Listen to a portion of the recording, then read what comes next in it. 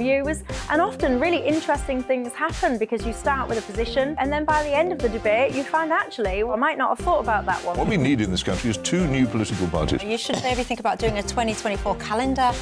I'm Michelle Dewberry and I'm keeping you company right through until 7 o'clock this evening. GB News, the People's Channel, Britain's watching. It's all about family, being in people's living rooms, all the interaction and getting to know who our viewers and listeners are. When I was young, my dad used to say, Nana, stop arguing. I wanted an outlet that would enable me to give my opinion.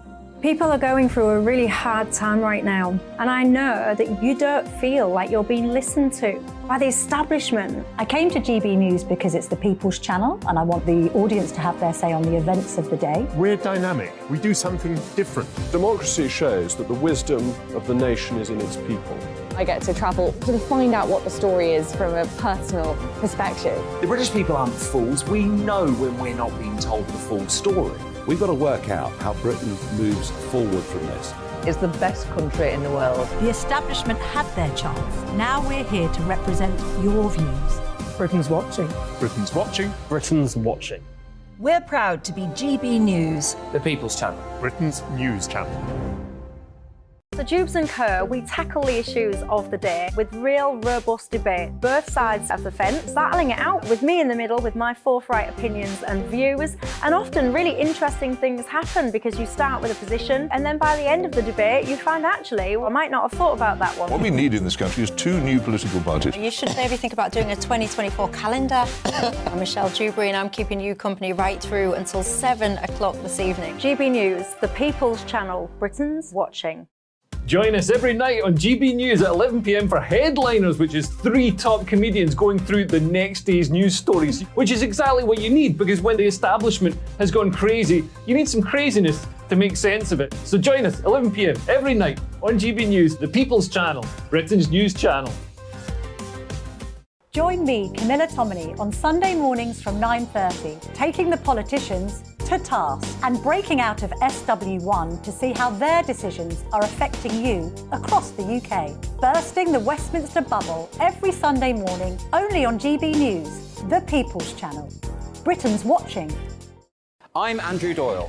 Join me at 7 o'clock every Sunday night for Free Speech Nation, the show where I tackle the week's biggest stories in politics and current affairs with the help of my 2 comedian panellists and a variety of special guests. Free Speech Nation, Sunday nights from 7 on GB News, the People's Channel, Britain's news channel. I'm Mark White. As GB News Home and Security Editor, I cover those key issues that are so important to you. Our authorities, our communities doing all they can to combat violent crime. With the public services under unbearable strain, why are we still failing to control our borders? Defence, the first priority of any government, has been continually hollowed out. Can we trust our politicians to protect the armed forces? Join me, Mark White, on GB News.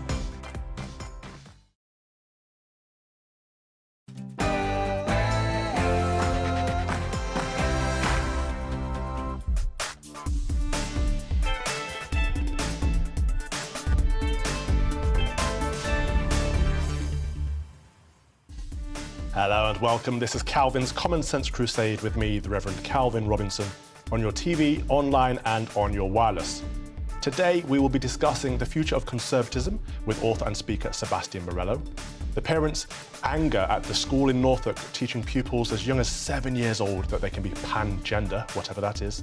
And in the duel, my panellists will be discussing whether banks and financial institutions should be refusing to offer services to groups and individuals who dare to question the approved narrative.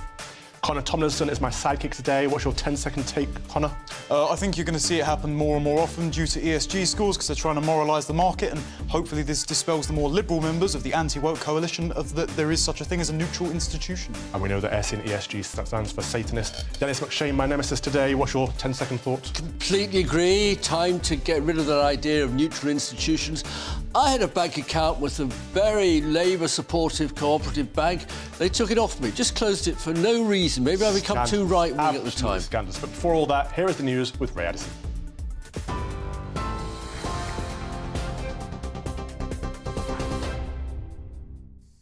Thank you, Father. Here's the latest from the GB Newsroom.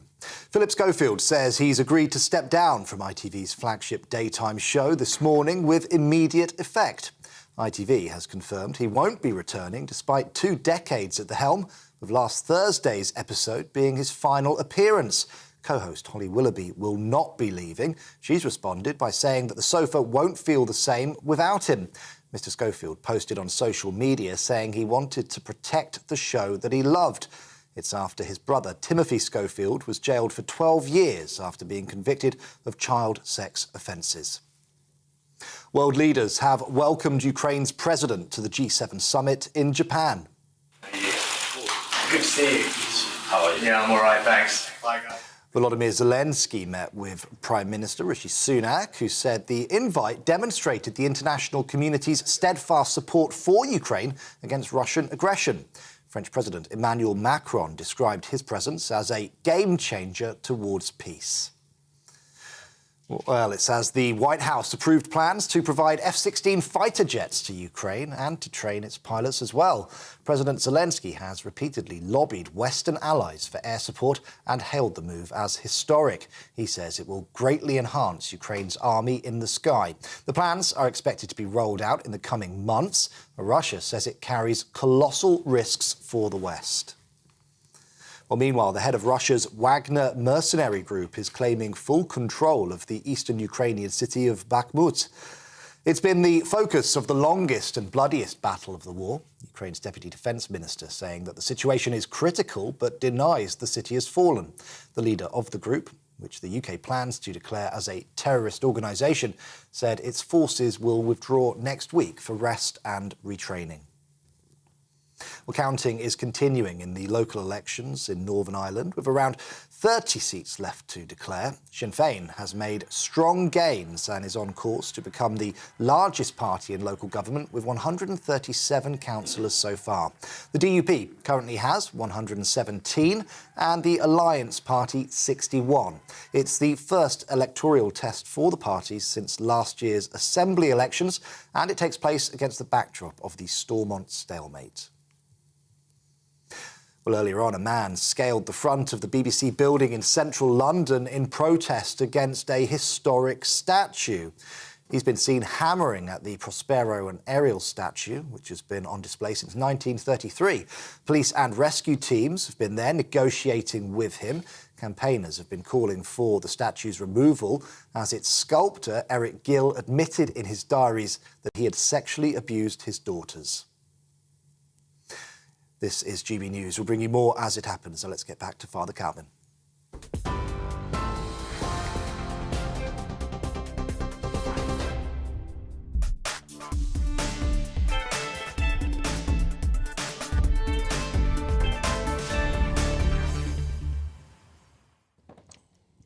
Last year, my colleague and dear friend Lawrence Fox gave us a warning. Quote, "It will be your bank account soon. I can promise you that.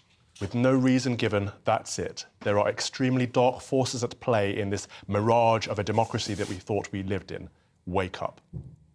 These stark words came directly following a letter to Lawrence telling him that his bank was closing the Reclaim Party bank account down at the end of the month. And since then, Lawrence has found it next to impossible to open a bank account for his party. Nobody wants their money. This week, another couple of friends have gone to Twitter to inform their followers that their bank account has been closed. Konstantin Kissin tweeted a letter from his bank saying that the Trigonometry bank account was being closed down with no explanation. Trigonometry is an incredibly popular podcast. But what do Trigonometry and the Reclaim Party have in common? They both support free speech. These banks are no doubt the victims of a few harshly worded letters from virtue-signalling opponents of free speech. I suspect the social justice warriors have taken issue with something someone has said on the Trigonometry podcast and something that Lawrence Fox has said at some point and complained to their banks. As we know from other cancellations, it only takes one complaint for these companies to capitulate. So afraid are they of the woke mob. Every company must have a rainbow flag in its logo. No company can be seen to be engaging in any conversation which goes against the approved narrative. That could be anything from BLM to the trans debate. Conversation and debate are not allowed, and everyone is afraid of being guilty by association, people and corporate entities alike. Bear in mind these banks will provide services for governments selling arms to Saudi Arabia. companies engaged in slave labour in China and child labour in Africa. But God forbid they do business with someone who hosted a conversation in which someone suggested that a woman is an adult human female. What a world we live in. This is very dangerous. Banks pretending to have principles, pretending to be about anything other than raising revenues for their shareholders.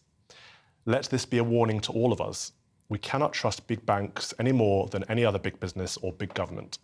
It's also worth considering how much more powerful they will become once central bank digital currencies are in place, when the bank and or the government will be able to not only trace every penny you spend, but they will be able to dictate how much money you can spend, where you can spend it, and what you can spend it on. So we must push back. As far as I see it, the only way to take back control is to use decentralized currencies. And in the meantime, remember, cash is king.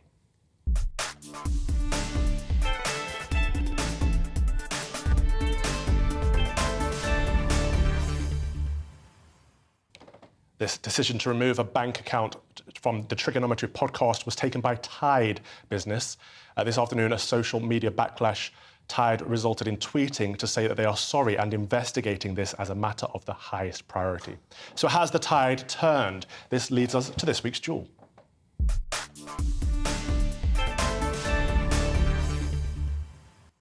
And to debate this topic, I'm joined by my brilliant duelists. This week, my sidekick is Connor Tomlinson, and my nemesis is Dennis McShane. Let's start with you, Connor. Are banks discriminating against anyone who isn't a liberal, progressive leftist? Evidently so, but I think that your monologue actually underscores, or rather downplays, the scale of the problem. And that is, I don't think this was one complaint. I think, and by going on Tide's website, you can see that they have pages for diversity, inclusivity, their net zero score, their women in business accreditation scheme. I think this comes from the top. I think this is to do with environmental, social and governance scores. And this is because if you are seen to be platforming or supporting a business which goes against the woke hegemony, then your bank will be degraded in those scores. We can see this recently, actually, the example of Bud Light. So Bud Light has been absolutely tanking after sponsoring Dylan Mulvaney. People have been not buying the beer in its droves. Sound. Yeah.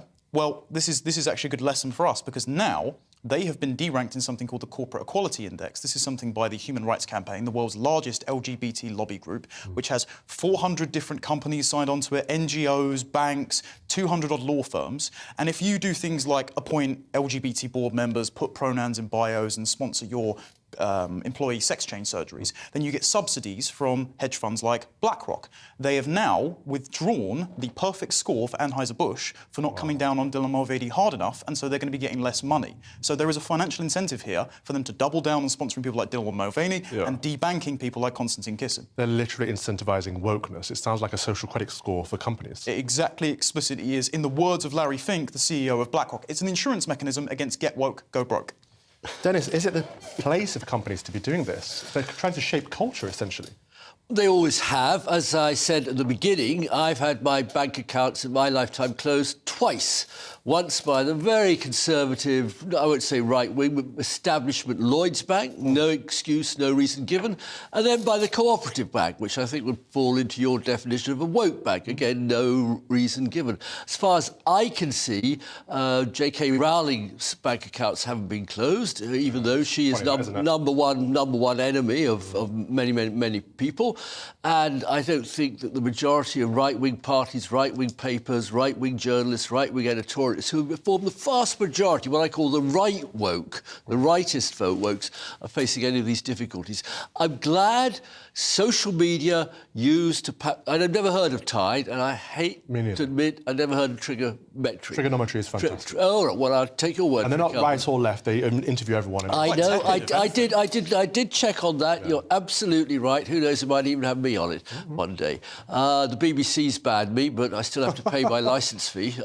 There we go. Why did you get banned from the BBC? Is it for the same reason your bank accounts were closed, do you think? No. It's simply because, I've consistently said rupturing relations with Europe, isolating ourselves from Europe, telling every foreign firm, invest in Britain and you won't be able to export to Europe is dumb politics. That's what everyone on the BBC is saying. Then on the contrary, the BBC gave more exposure to Nigel Farage in the 6 years... You want the stats? I've got them. I reeled them up. Very simple question. There are lies, damn lies and statistics. All right, my friend. all right. Question Time 2016, 2019. There were 110 appearances by UKIP MEPs, most of them by Farage. There were none by a single MEP who said isolating ourselves from Europe is bad. The BBC is the British Brexit Corporation. Oh my gosh, that is hilarious. I've never heard anything like it. Thank you for that. Genuinely think it's a parallel reality. But also you described Lloyds Bank as fundamentally conservative. Now, if I remember rightly, Calvin, a couple of years ago, Barclays Bank changed their logo to the Pride logo, and you said you weren't going to bank with them anymore.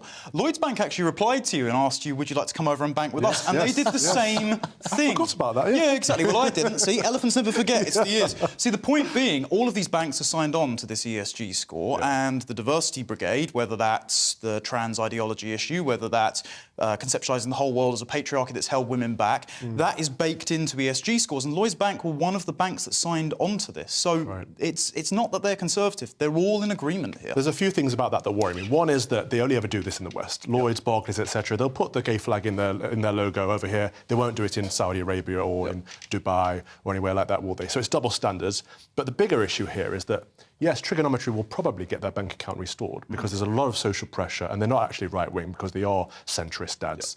But what about people who don't have a massive platform like that? What about our genuine centrist dads? If they get cancelled, what happens there? That's what worries me. Our podcast, we have been now demonetised from YouTube, despite being one of the leading examples that YouTube themselves cited for complying with the YouTube terms and conditions, so it's purely arbitrary. And we were deplatformed from Vimeo for one of the reasons they gave was you do not recognise non-binary as a literal identity. No. That was in... No, we don't. So, yes, I don't genuflect your religion. Yes, in the liturgical calendar of wokery, I don't put the new pride flag in the bio. But that does mean that if you aren't backed by a large law firm, if you don't have a large following on social media to push back and pressure the company into it, well, then you're left high and dry and you can't bank anywhere, can you? Dennis, I can also almost see an argument to say it can be a good thing for people to recognise different lifestyles and different, such as non-binary people or whatever. But I could see that as a pluralist argument, to recognise that as well as people that do not recognise that lifestyle, do not recognise these alternative genders and stuff. Surely, if companies want to be inclusive, they should be welcoming people that are non-binary, do recognise non-binary, but also people that are, say, for example, Christian or Muslim, that don't recognise more than two genders.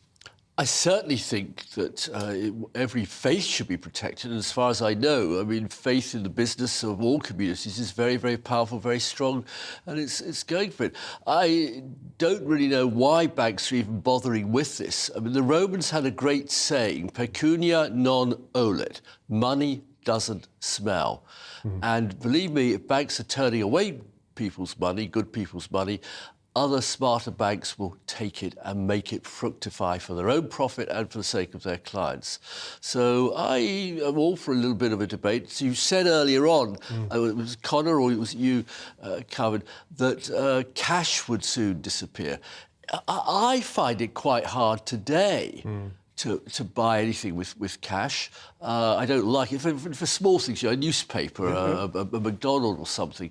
And yet I have to sort of get out my credit card. Though, to be fair, 20 years ago, I was in Stockholm and they laughed at me when I produced a few kroners to pay for something. They were paying for everything on a card then. It's terrifying, isn't it? Not really. Was it really? Yes, but why is it terrifying, Connor? Oh, simple. If they can track all of your purchases and you shop somewhere they don't like, or you've said something on social media they don't like because you have to have a social media ID with the new online harms bill, for example. If they synchronise your bank account, your personal ID and your social media, well, you tweet the wrong thing, bank account's frozen. Oh, pending transactions, we've got to monitor the right thing. It's the exact same thing as the Chinese social credit system. But we've given all of that over to my iPhone. It's got far more information on me than the states ever owed. I've always argued for ID cards so we know who's in this country. That's a terrible idea. No, that's because you don't want to know who's in the country. I believe we need to control. That's such a laughable thing. I want to reduce immigration. I want to know who's in the country. Not a question of reducing... We're conflating a lot of things here. You really are. Silly mischaracterisation. I understand wokes never allow anybody else to finish a sentence if they're making a point they disagree with.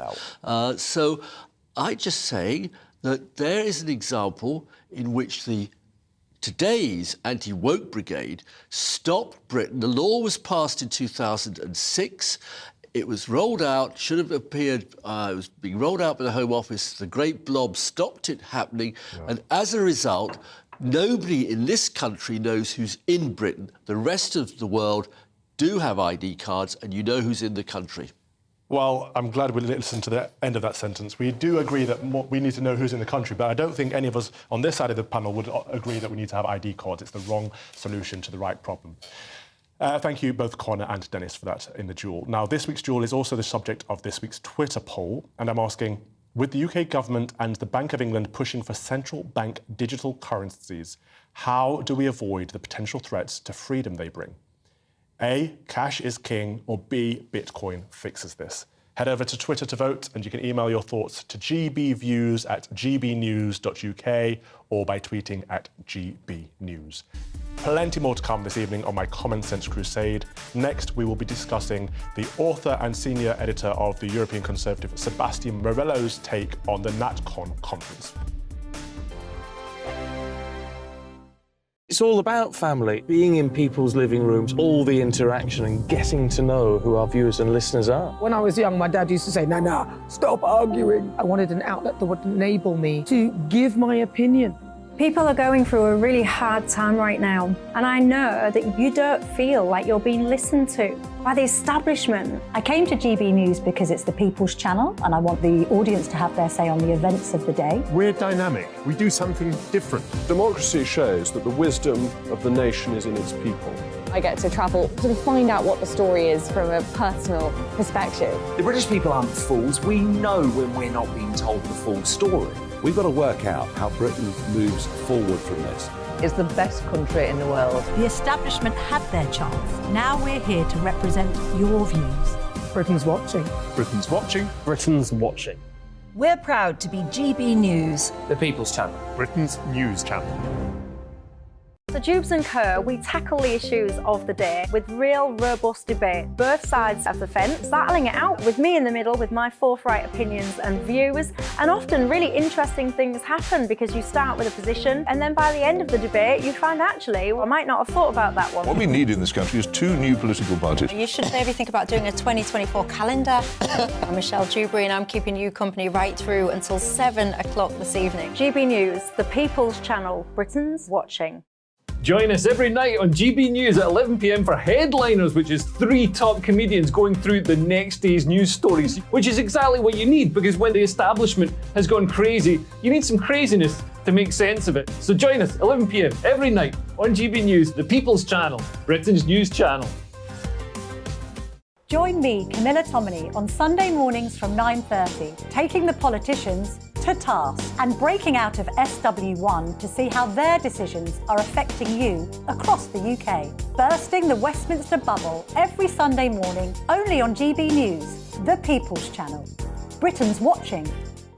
I'm Andrew Doyle. Join me at 7 o'clock every Sunday night for Free Speech Nation, the show where I tackle the week's biggest stories in politics and current affairs with the help of my 2 comedian panellists and a variety of special guests. Free Speech Nation, Sunday nights from 7 on GB News, the People's Channel, Britain's news channel. I'm Mark White. As GB News Home and Security Editor, I cover those key issues that are so important to you. Our authorities, our communities doing all they can to combat violent crime. With the public services under unbearable strain, why are we still failing to control our borders? Defence, the first priority of any government, has been continually hollowed out. Can we trust our politicians to protect the armed forces? Join me, Mark White, on GB News.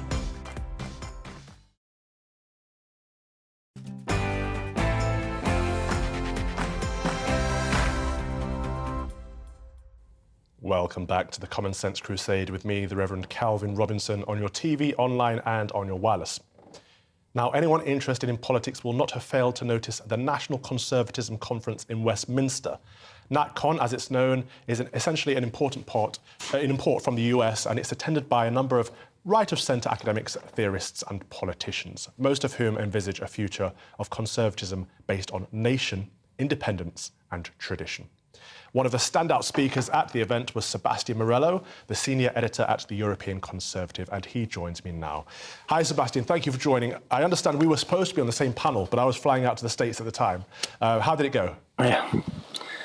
Well, it went very well. It was a fascinating event. Lots of excellent speakers. No doubt I was the least of them, but it was a terrific event, and it was a time of, I think, extraordinary reflection on what conservatism means in this country at the moment, what conservatism ought to mean, and what the future of conservatism is for the British Isles. So it was, I had a terrific time. Well, from the outside, looking at the media reports, NatCons were accused of being fascists, anti-Semites, fruitcakes, to name a few. What was your take on the speakers in the conference? Well, I mean, that certainly wasn't the case. In fact, one of the interesting things about the event was, and this may not be in its favour, the intellectual or ideological diversity of the speakers. There was no kind of fascistic uniformity. You had senior Tory politicians, you had Tory backbenchers, you had Alex Kashuta, the queen of the dissident right, I suppose you could call her. You had various journalists, someone like Frank Furedi, who's has supported Hungarian national sovereignty more recently, but he comes out of a Marxist tradition. And so there were people from all across the intellectual spectrum. And I suppose one might say, well, that's evidence that there is no coherent vision for conservatism. And I understand that rebuke.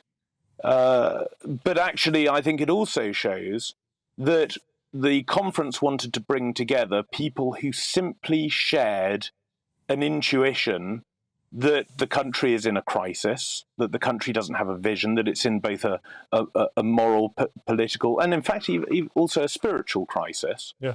And that it is a time to bring people together who acknowledge this, to share their ideas together. The idea of a fascistic conformity is well, that simply wasn't the case. No, well, fascist just means anything that's not left-wing these days, doesn't it? But I think, I mean, I was there on the Monday and Tuesday, and what I saw was a lot of focus on family and freedom, and a lot of hope to hear things about faith. Unfortunately, there was only a little bit of faith. You were in the faith panel, I believe, at the end of the conference on the Wednesday. But faith, family and freedoms do seem to be the core tenets of conservatism that are not in the party itself, but are amongst conservative people. Now, the Conservative Party has veered left over recent years, and Matt Hancock was on record this week, I believe yesterday, saying that there's a need for it to move even further left on social issues. What's your take on that? Well, this is an enormous mistake, in my view. The Conservative Party, by the way, just to be clear, all those people outside, well, I say all those people, all four of them, are standing outside shouting fascist and so on. Oh, Steve Bray, yeah. Steve Bray and his friends. They were very upset with the Tory party, but I don't think they were as upset with the Conservative Party as most of the attendees inside the building. So there is this great sense among the Conservative Party's supporter base that actually the party has betrayed them. And if the party is just going to double down on that, then not only is it going to lose its place in the public and political arena, we all think it wholly deserves to do so. So I really do think this is a big mistake. It needs to start listening to those who want to support the party. Yes. But cannot at the moment. Become conservative or die. I like it. Sebastian Morello, thank you very much for your time today. Now, Dennis, there were a number of Tory MPs speaking at the NatCon event, throwing a bit of red meat out there, a bit of centre-right rhetoric to the Conservative voters. But I think the audience's take was, you guys have been in power for 13 years. What have you done about it? You know, stand up on the stage and say, we need to cut down on immigration, but we know we're going to reach record levels of immigration this year, possibly 1 million net migrants, legal migrants coming into the country. So what's the party doing about this? I have no idea. I mean, my personal advice would be to the Conservative Party is go back to your roots and stop mixing it with intellectuals. They'll always betray you, they'll always let you down, they'll always get it wrong. Just go back to simple conservative values. And unfortunately, I mean, the current cabinet is full of Oxbridge millionaires. I mean, in the old days, you would have a farmers, businessmen, people who fought in the war, people who'd served in the armed forces. And now the Conservative Party is a narrow sect of top-line, old Etonian, old Wickhamist, intellectual Oxbridge graduates. They need to go away for 5 years and reinvent themselves, which they've always done over 200 years, and come back with something new in 5 years' time. What exactly it will be, Calvin, I don't know, but this is, frankly, a bit of a dead end. Once again, I half agree with you in that I think there is a problem there. I don't think it's necessarily that they're all Etonian. I don't see a problem with people going to the best schools and universities in the country. Connor, what do you identify as the issue here? I agree with some of Dennis's sentiment, and that is that the Conservative Party has become cancerous, and so it needs time in remission. And it's going to get that whether they like it or not. The idea that Michael Gove sits on the stage and says, don't worry, we're going to win next time, that went down like a cup of cold sick. Yes. The entire room hated that. And Sebastian, one of his speech was an absolute highlight. I can say that sincerely. I had the fortune of telling him.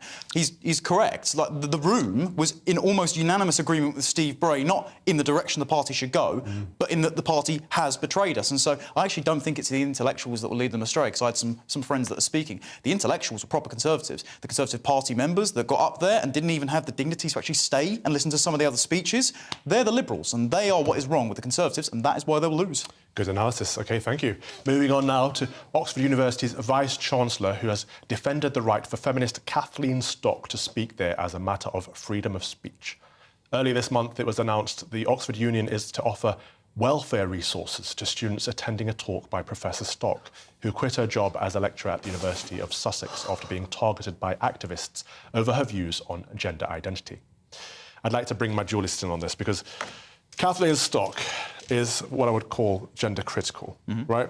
She's not a right-wing person. I would say she's probably quite left-wing on most issues, but she doesn't subscribe to the approved narrative that there are multiple genders, and she wants to protect women's rights. I'd say she's a traditional feminist.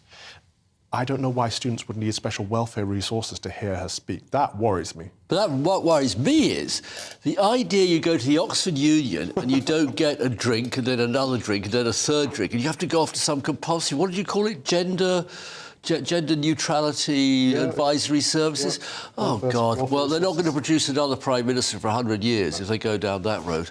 I debated at the Oxford Union a couple of months ago, and before it started, the chairman said, we've had a number of letters saying this is a topic that shouldn't even be up for debate. But to be fair to him, he said, this is what this place is for. It's free speech, it's open debate. Imagine going to a union on debate and saying we shouldn't be debating this. What is the point? Well, I actually remember as well when you were invited to one of the Oxford Union speeches, and then that mad meat woman that decided to say that milk and beef is racist, sexist, homophobic, I don't know what. And honestly, you quite rightly walked out, mate, because she can say it as she likes, but you don't have to listen. Now, point being, I think this just shows that, one, the university is ill-equipping students with the ability to engage in robust debate and enter the marketplace. And the reason they don't have to do that is, again, because there's a pipeline of ideological homogeneity from the universities straight into governmental, financial, corporate institutions. It's because they all agree on the same thing. This is why largely Tony Blair wanted to increase the amount of students going to university, to inculcate that managerial mindset in people and get them all thinking the same thing. And what they're thinking is gender is something malleable, and they have to shut out other perspectives that disagree with that, because otherwise basic scrutiny has that opinion crumpled to dust. Right, so that's it. So I'm willing to accept that. I might be wrong on this. There might be more than two genders. I don't think there are, but there might be. But for me to explore that, I have to debate it with someone who has a different opinion to myself. Sure. Now, surely we should all be up for that. Quite so. But Oxford has always been what Connor's described it. It's created always the elite to govern in the business world, the civil service world, the political world. Look at the elites that have been governing us for the last 13 years. They were all at Oxford together in the racist hang Nelson Mandela 1980s. They don't believe in that anymore, but they bought into it. And that's one of our biggest problems until we frankly de-Oxford and Cambridge-ise the control of this country and let people from different walks of life, and I hate this term ordinary people, but imagine a cabinet that wasn't dominated by Rishi Sunaks and David Camerons. You say, oh, don't mock old Etonians. Dennis. I just want to see more of Britain in the cabinet, not this self-perpetuating right-wing elite. Sorry, Rishi Sunak's right-wing? For my undergrad, I went to a former polytechnic, Westminster, and then for my post, I went to Oxford, and it was equally woke at both. It's not a case of Oxford is more woke because it's more upper class or anything. It's just our universities are a mess and they don't believe in free speech anymore. But Connor and Dennis, thank you so much, and plenty more to come this evening on my Common Sense Crusade. Next, we'll be joined by Alistair Williams, a comedian who knows what it's like to be cancelled on social media. I joined GB News because I was sick and tired of not hearing my views being represented, not just mine, but so many people that I knew and spoke to. I just couldn't get my voice out there. I couldn't say anything. I couldn't do anything. Whatever the narrative was, I kind of had to follow it. GB News is there to provide a voice for those who have been ignored by the establishment media. We think different things, we've got a different style. GB News is here to be optimistic and positive about the future. It's real kind of dynamic and flowing, with the audience very much at the heart of it, like a big family. Here at GB News, we talk about the things that matter to you. Hearing the voices from right across our towns and cities, especially our towns. All sides of the argument represented with a heavy dose of opinion. We're on a mission here to make a difference. And the GB News family really is here for you, and whatever time of day you can watch or listen. Britain's watching. Britain's watching. We're proud to be GB News. The People's Channel. Britain's news channel. Westminster is going around in ever-decreasing circles, followed by the media. Britain is broken. How on earth did we get into this mess? But more importantly, how do we get out of it? Join me at 7 p.m, Mondays to Thursdays on Farage, here on GB News. We will have open, rational debate. We've got to work out how Britain moves forward from this. Join us here on GB News, the People's Channel. Britain is watching. You've probably seen politicians interviewed 1,000 times, but we do it differently. We find out who they really are, we don't shout, we chat, and hopefully we bring a bit of light, not just heat. Did you know Kate Moss? Apparently.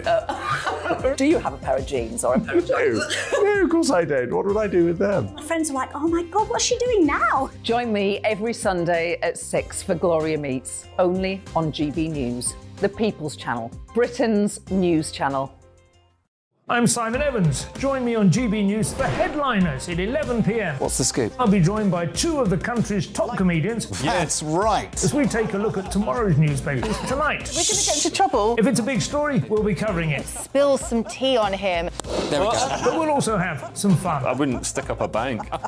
My father didn't love me. So anyway, Headliners every night from 11 on GB News, the People's Channel, Britain's news channel. Monday to Thursday, 9 p.m. till 11 p.m. Join me, Dan Wootton. I'll bring you the sharpest takes and hottest debates. Do you not believe in prison? I don't believe in prison. I'm completely stunned. I guarantee you there'll be no spin, no bias, no censorship. I actually was personally quite offended by it. And no reason to go to bed. So I guess they've always been quite woke. That's Dan Wootton tonight on TV, radio and online. Monday to Thursday from 9 p.m. till 11 p.m. on GB News. The People's Channel, Britain's news channel.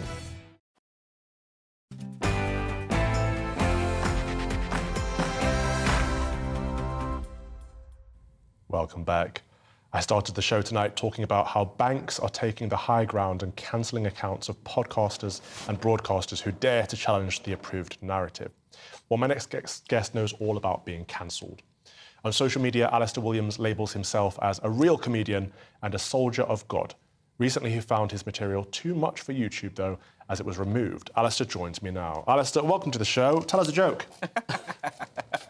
Seriously?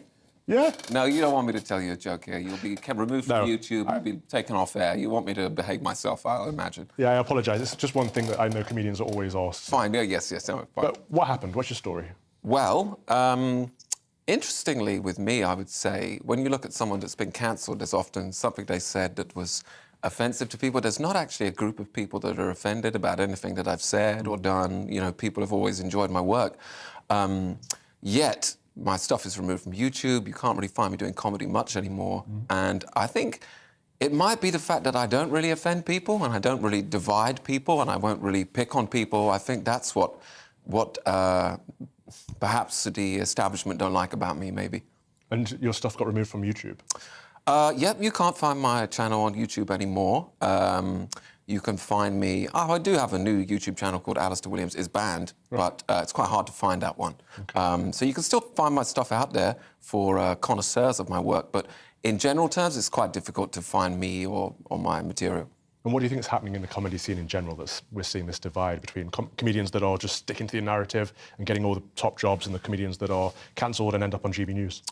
Yeah, well, it's fine work that you're doing. It's fine work that you're doing. Well, I would say that, I mean, I don't like the term cancelled either because it implies that these people have power over you. For example, they would say that I'm cancelled, yet here I am now live and exclusive on GB News. Yeah. So I don't think these people really have as much power as people might think, you know. So I don't like to use the word cancelled, but I do think that there is a sort of group thinking comedy, and if you step outside of that, you know, they don't like it, and you do tend to be excluded. I think everyone on the panel tonight has been cancelled at some point or another. There's a contagion going on.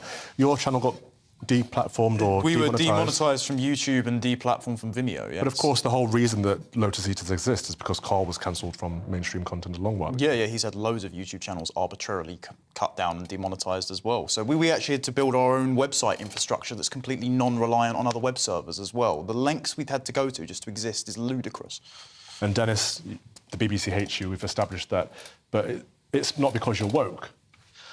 1978, I wrote the first report asking why there wasn't a single black or Asian person on the BBC or any television channel.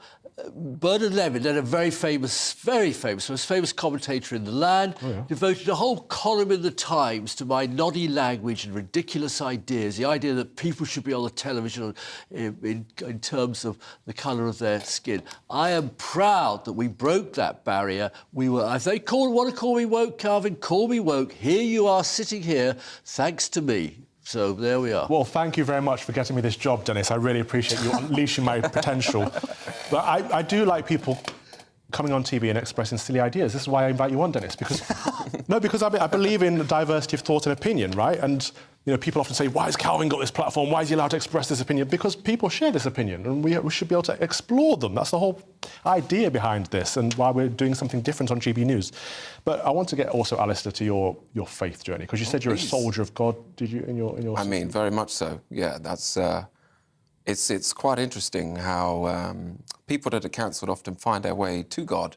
You know, it's quite interesting how that happened. You want me to share that journey? Testimony. Well, one of my favourite things about the Bible is any problem that you might be having, the answer is in this book. Mm-hmm. And in my case, my problem was that I felt like the world hated me because I was trying to do the right thing. I wouldn't pick on people. I was trying to help people, and for this, I was cancelled. So I went to the Bible with the problem that, you know, I lost everything for this. I lost my career twice. I lost friends. You know, I lost pretty much everything. I was left with nothing because of this.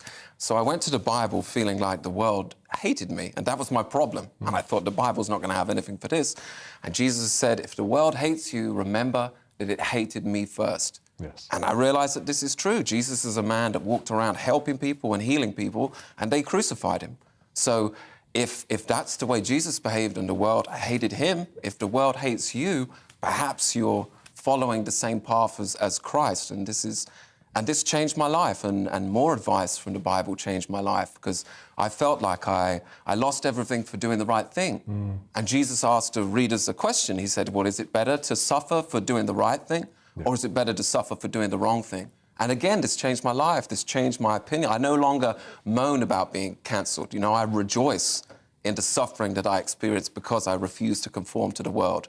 You know, this is a great time to refuse to conform with the world. When I look at the world and I see evil in a lot of places, and, you know, I'm proud not to be of the world. I'm proud to be cancelled for some of the stances that I've taken.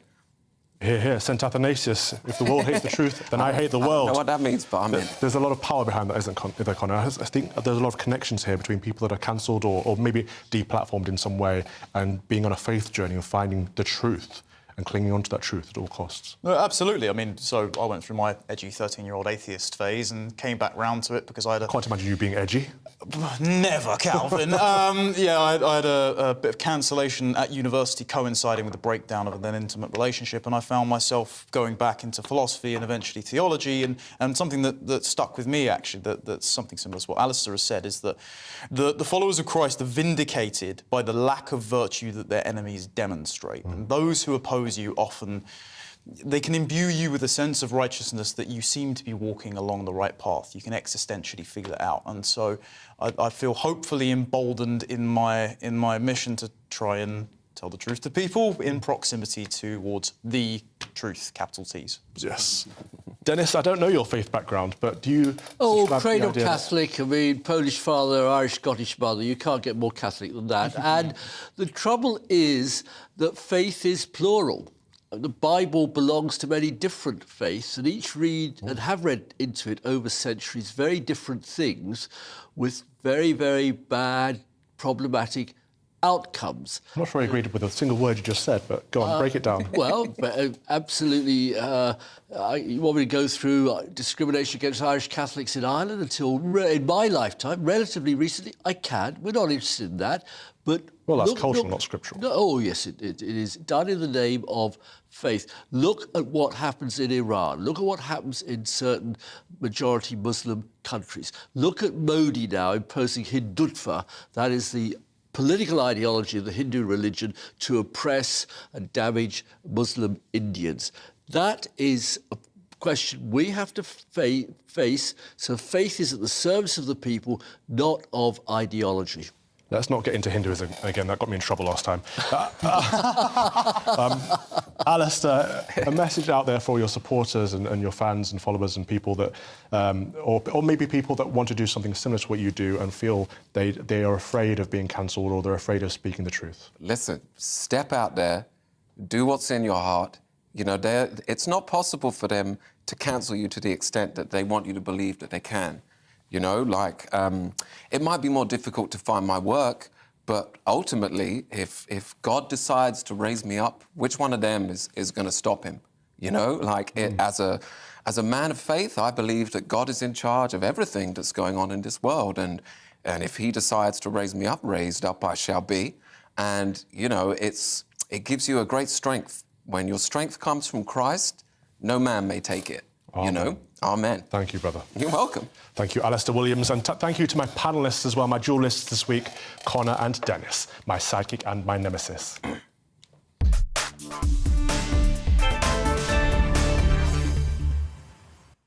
Now, before we take a final break, let's have a look at what you've had to say about today's topics. And on the topic of Tide Bank closing Trigonometry's account, Abby says, I agree it's not good, but it's up to them how they run their business. That is freedom after all. They're not the only bank out there. Take your money somewhere else. That's all well and good, Abby, but what about people like Reclaim who've tried to go to different banks and they've all said no?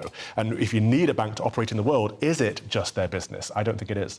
Lem says, why on earth would a company turn away business? What has anyone's personal opinions got to do with a bank? Very worrying. I agree with you entirely there, Lem. It is very worrying indeed, especially when we're looking at social credit scores or the ESG, as Connor described earlier.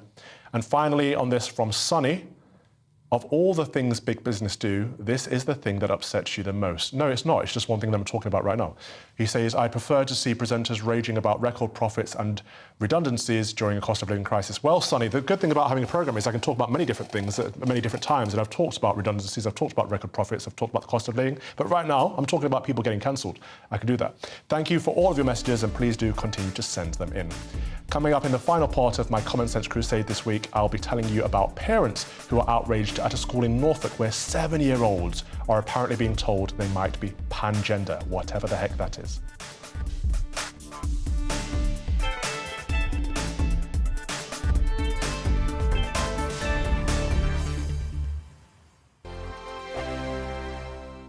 Monday to Thursday nights on GB News. At 6, it's Dubes & Co. 7 o'clock, Farage. At 8, join Jacob Rees-Mogg. And at 9, Dan Wootton Tonight, followed by Headliners on TV, radio and online. This is GB News. First and foremost, I'm a GB News fan, and I was before I was working here. Just love the fact that we're asking the questions that a lot of establishment media won't ask. With a bit of a twist, we not only want to inform you, but we want to keep you entertained. It's worth the drive because you get in and the team's all ready and waiting, they're itching to go, and it's a proper little family. GB News is the People's Channel. It's the audience that makes the programme sing. We're giving our viewers and our listeners a voice. I see the thousands of your letters, tweets, emails, you name it, coming in. Britain is broken. How on earth did we get into this mess? But more importantly, how do we get out of it? The establishment had their chance. Now we're here to represent you. It's time for something different. It's time for GB News. I'm very patriotic. I believe in Britain. Our best days lie ahead. Britain's watching. Britain's watching. Join us here on GB News. The People's Channel. Britain's news channel. Join me, Patrick Christie's, Monday to Friday, 3 till 6. We tackle the day's news agenda like you've never seen before. It's high tempo, high octane, the most controversial topics, and the best guests. You will not be able to take your eyes and ears off it. I'm not afraid to ask the questions that you really want answered. 3 till 6 p.m, Monday to Friday on GB News, the People's Channel, Britain's news channel. GB News has its own late-night paper preview show, Headliners, where comedians take you through the next day's top news stories. You don't have to bother reading the newspaper, we've got it covered for you. Headliners, every night at 11 p.m, and repeated every morning at 5 a.m. We won't send you to sleep like some of the other paper review shows out there. GB News, the People's Channel, Britain's news channel. Start the day with GB News. We catch up on all the big stories you didn't hear the night before. And take a look at what the world's talking about this morning. That's right, Monday to Thursdays from 6 o'clock. It's Breakfast with Eamon and Isabel. Straight after breakfast, join us, Bev Turner and Andrew Pearce. We're going to take you through till noon. We'll be tackling the big topics of the day, including the things that the other channels just won't talk about. If it's happening here. Wake up to mornings on GB News, the People's Channel. Britain's news channel.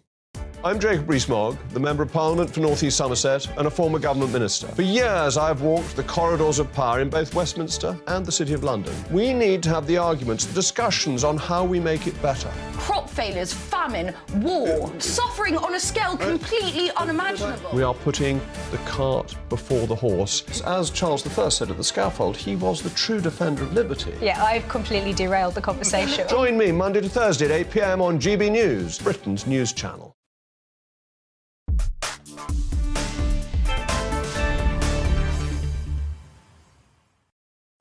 Welcome back. I took to Twitter earlier today and I asked, with the UK government and the Bank of England pushing for central bank digital currencies, how do we avoid the potential threats to freedom that they propose? 94% of you said that cash is king, while 6% of you said that Bitcoin fixes this. I am with you entirely in that we have to hold on to cash. Less than 20% of transactions in this country are using cash. So we've gone down a digital hole thanks to the COVID mechanisms that the government brought in. So fight back by using cash. Now, moving on, parents at a school in Norfolk say that pupils as young as 7 years old are being taught that they can be pan-gender by their teachers. After seeing their children's lesson plans, which showed they were being taught about contested gender identity beliefs, parents launched complaints to the Church of England school's leaders. Of course, it's the Church of England school. The controversial material was provided to the school by Educator Solutions, a trading arm of Norfolk County Council. One outraged parent with 2 children at the same school claims the material is being taught without parental consultation. Joining me now is Christian Concerns Head of Education, Steve Bigu. Steve, thank you for joining us. It's been a while since we've chatted. I hope you're well. What is going on here? Well, Calvin, this is just another example of what's happening up and down the country in secondary schools, but also primary schools, where the gender identity ideology is being taught freely to children even as young as 7, as in this instance here. And it's all kind of happened since relationship, sex and health education has become mandatory in schools. Well, in primary schools, relationships education has become mandatory. But what schools have have done is they've included all sorts of gender ideology and other sexualizing content in the curriculum because they've essentially been groomed by many organisations that have flooded them with resources and told them, you've got to teach this stuff to really young children to be protecting them from harm. When really what's happening, I'm afraid, Calvin, from all the many scores and scores of parents and teachers that we've been in contact with, what's really happening is young children are being harmed and damaged by this confusing ideology that children are being taught. What I don't understand, Steve, though, is why. I mean, first of all, what on earth is pangender? And why do primary school kids need to be taught it? What on earth is pangender? Well, I looked this up again just to kind of catch up with the latest definition of what pangender means. And one of the definitions said it is someone who has all genders. All two of them? The infinite number of genders, they own them all. And that's what to be pangender is. Imagine teaching young children about these terms, these contested terms, and talking about, children, you could be non-binary, you might be cis, but essentially, you need to consider you might have been born in the wrong body. Teaching children these kinds of issues when they're at that stage where they have much going on in their imagination, and actually they need the adults around them to affirm them in truths, biological truths about who they are, and not say to them, do you know what, children, you can create yourself. You can come up with your own ideas of who you are, and actually you're the best person to understand who you are, children, and to start from that perspective. The adults around are abrogating their responsibility, and organisations have flooded them with these resources. So it means that thousands of children, as they're working their way through school, become more and more confused and more aligned with the idea that they need to change their body, change physically who they are, and go for surgery and all this kind of thing, because they've been groomed since they were very young. Steve, it's baffling to me that this anti-Christian teaching is going on in Church of England schools, but that's another topic altogether. I think it's very sinister that these children are being taught this without parental consent, without parental consultation. Why do you think that is? Why are parents being left out of this? If parents knew what was going on, they would be complaining in droves. Now, the government has said you should be consulting schools about the detail of the content of your curriculum, but they know that the content of the curriculum that they've been given to be used by from organisations or even from their local authority, which is the case here in this Norfolk school, they know that there are contested issues inside those curriculums, and they know if they are totally transparent with parents about this, there will be uproar. In fact, there is uproar, But there are some parents who are brave enough, like the parent in this case here, to actually complain to the school, to go in and have meetings, to attempt to educate the school as well about the dangers and the harms that could be being brought to children. But many parents end up fearful and silent because they think, well, what can I do about this? Well, I would encourage you, if you are a parent, find out what is going on in your school. Ask them to be really transparent about their relationships education and what they are including in their relationships education. And I'm sad to say that in many instances you will find terms like pangender coming up in the content of what the children will be being taught. Now, it's kind of come in through a kind of anti-bullying, diversity, inclusivity agenda, but a lot of these things have been mixed in and have confused all sorts of children because they've been being introduced to 7-year-olds. Imagine asking a 7-year-old, are you a boy or a girl, or are you something else? Because you could be. Imagine asking that to children. That's what's going on up and down this country. It's ridiculous. I think that's very sound advice, though, Steve, for parents to ask. Not assume that it's not being taught in your child's school. Ask. See the curriculum, what's going on. Steve Bigoo, Head of Education at Christian Concern, thank you so much for your time and thank you for everything that Christian Concern is doing.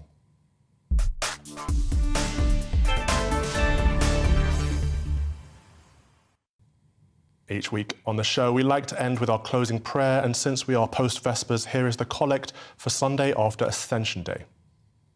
O God, the King of glory, who hast exalted thine only Son, Jesus Christ, with great triumph unto thy kingdom in heaven, we beseech thee, leave us not comfortless, but send us thine Holy Ghost to comfort us, and exalt us unto the same place whither our Saviour Christ is gone before, who liveth and reigneth with thee, and the Holy Ghost, one God, world without end. Amen. You have been watching Calvin's Common Sense Crusade with me, the Reverend Calvin Robinson. I will be back with you next Saturday at 7. Up next is the wonderful Darren Graham and his liberal friends. God bless. Hello. Hello there, welcome to your GB News weather forecast on the Met Office. I'm Craig Snell. Looking at the second half of the weekend for England and Wales, it's going to be another fine and dry day. But for Scotland and Northern Ireland, we have this weather front which will gradually spread its way eastwards during the next 24 hours, giving a spell of rain here. But further south, the fine and dry conditions, all courtesy of an area of high pressure. So as we end Saturday, we end on a fairly clear note across England and Wales, but further north you can see this band of rain gradually spreading its way southeastwards across Scotland and Northern Ireland. The rain could turn briefly heavy, especially across the mountains of Scotland, but under the cloud and rain, no problems here with temperatures.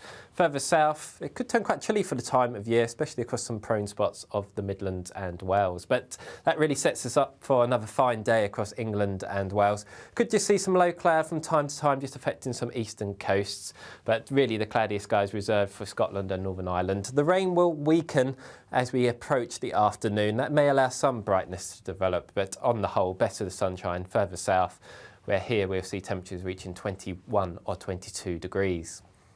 Into the evening, the rain will continue to break up, so some late spells of sunshine possible across parts of Scotland and Northern Ireland. But as we go through the course of the night, the clearest skies really across Wales and southwest England. So again, here could be another chilly night to come.